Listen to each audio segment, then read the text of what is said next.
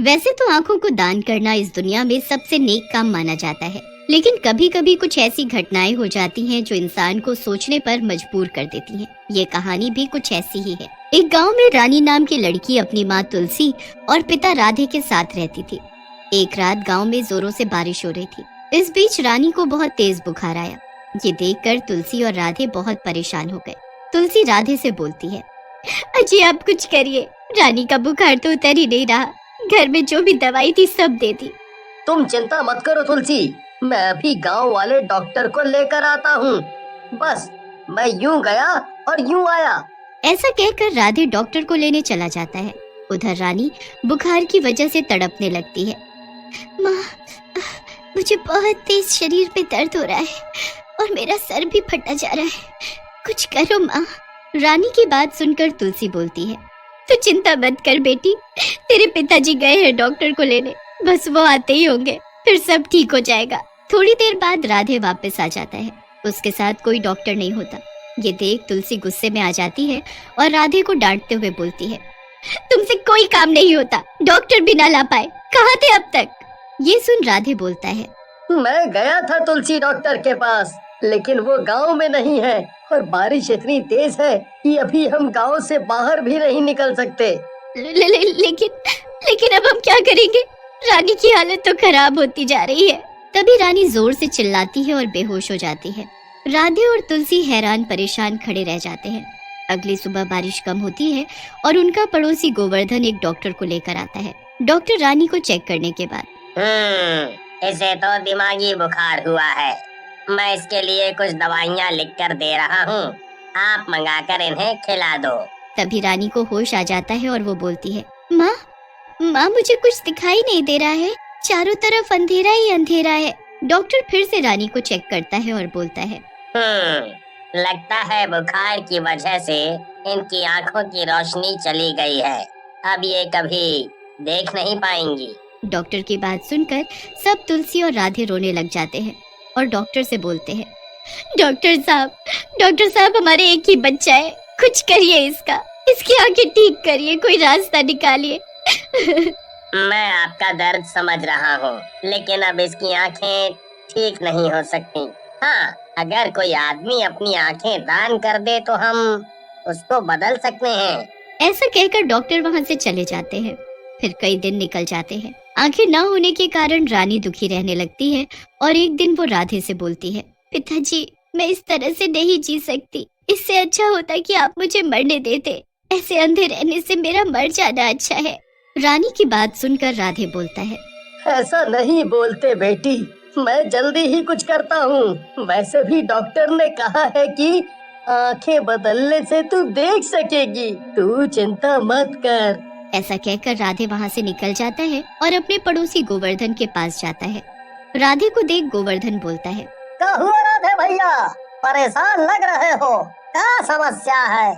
गोवर्धन के पूछने पर राधे उसे सारी बात बताता है, जिसे सुनकर गोवर्धन बोलता है, राधे भैया अगर तुम बुरा ना मानो तो मैं कहता हूँ एक तांत्रिक है मेरे पास, हम दोनों उसके पास चलते हैं, वो जरूर इस बारे में हमारी मदद करेगा।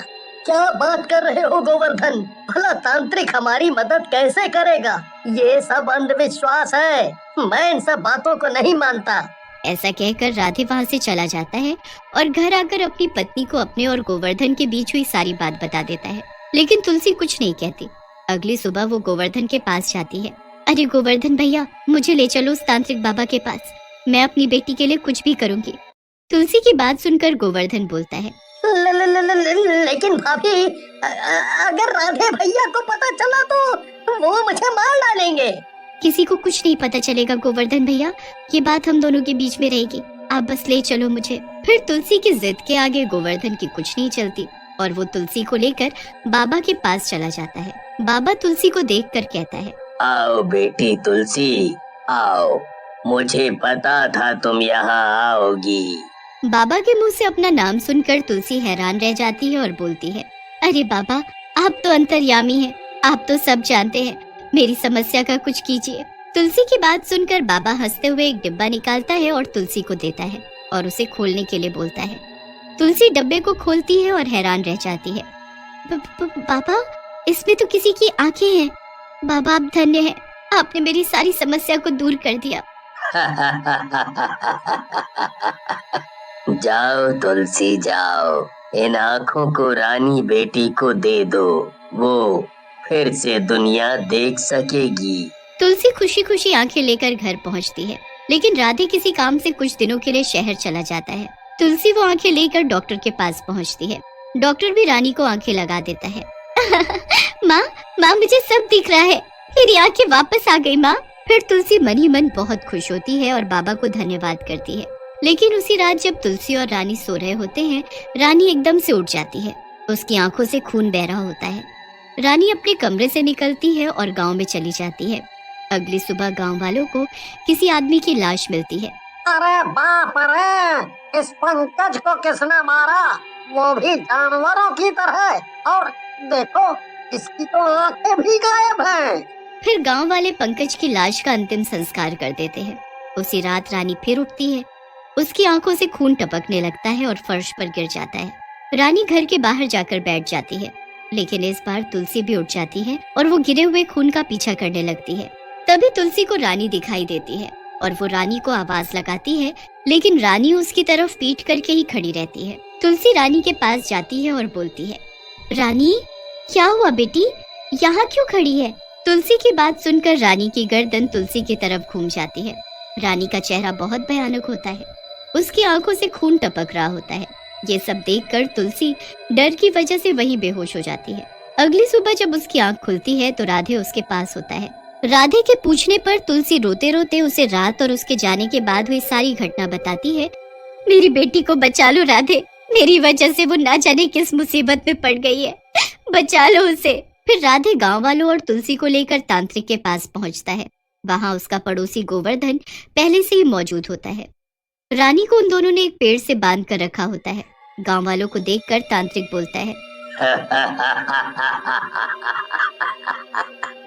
गाँव वालों यहाँ से चले जाओ, इस लड़की की बलि के बाद मैं और मेरा बेटा गोवर्धन दोनों अमर हो जाएंगे। दुष्ट तांत्रिक, इस दुनिया में जो भी आता है उसे मरना ही होता है, तू भी मरेगा, छोड़ दे मेरी बच्ची को। तेरी बच्ची को मैं नहीं छोड़ सकता, आज ये मरेगी और मुझे अमर करेगी। तांत्रिक की बात सुनकर राधे गुस्से में एक चाकू उठाता है और गोवर्धन के गले में लगाकर बोलता है, दुष्ट, अगर तूने मेरी बेटी को नहीं छोड़ा तो मैं इस गोवर्धन की जान ले लूंगा, समझा? छोड़ रानी को, मैं कहता हूँ छोड़ रानी को। गोवर्धन की जान खतरे में देखकर तांत्रिक रानी को छोड़ देता है, लेकिन तब तक गांव वाले उन दोनों के ऊपर लाठी डंडों से टूट पड़ते हैं और थोड़ी ही देर में दोनों को मार डालते हैं। तांत्रिक के मरते ही रानी के ऊपर हुआ जादू भी खत्म हो जाता है।